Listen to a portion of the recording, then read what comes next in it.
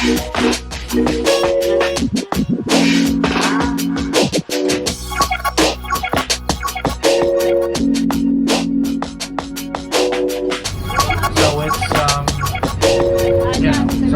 was difficult, but you know, in his newspaper, the New York World, he started a fund to raise money. One of the first people to live in that building was me. and in Williamsburg. Remember their names by their initials, EMW.